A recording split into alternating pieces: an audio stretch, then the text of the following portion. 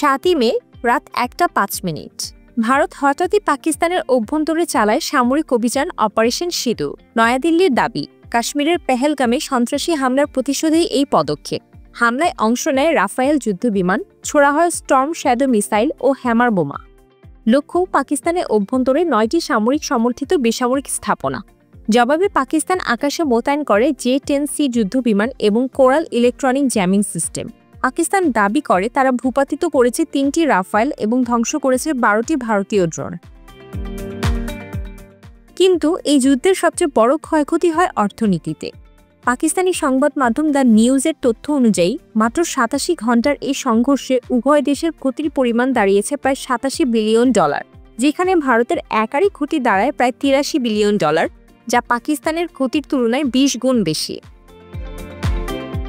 The নিউজের হিসাব মতে এই অল্প সময়ের সংঘাতে ভারতের শেয়ার বাজারে ক্ষতি হয় প্রায় $82 বিলিয়ন, বিমান চলাচলে প্রতিদিন ক্ষতি হয় $8 মিলিয়ন, ক্রিকেট টুর্নামেন্ট স্থগিত হওয়ায় ক্ষতি হয় $50 মিলিয়ন, সামরিক খাতে ও যুদ্ধ বিমান ধ্বংসে ক্ষতি হয় $500 মিলিয়ন, ব্যবসা বাণিজ্যে বিঘ্ন ঘটায় ক্ষতি হয় প্রায় $2000 কোটি।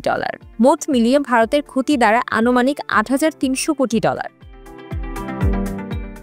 অন্যদিকে পাকিস্তানের ক্ষতিও কম নয়।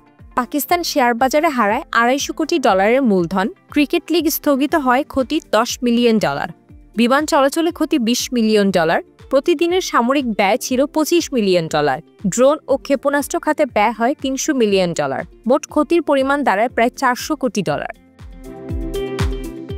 এই সংঘর্ষ দেখিয়ে দিল যুদ্ধ এখন আর শুধু বোমা বা গোলাবারুদের নয়, এটি অর্থনীতি, প্রযুক্তি এবং মনস্তত্ত্বেরও লড়াই।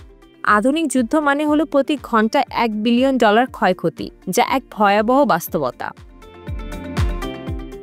বিশ্লেষকদের মতে ভবিষ্যতে যে কোনো সংঘর্ষ প্রতিরোধের জন্য দরকার প্রযুক্তি, কূটনীতি এবং অর্থনৈতিক সহনশীলতা। যুদ্ধ যত স্বল্পমেয়াদী হোক না কেন, তার অভিঘাত দীর্ঘস্থায়ী।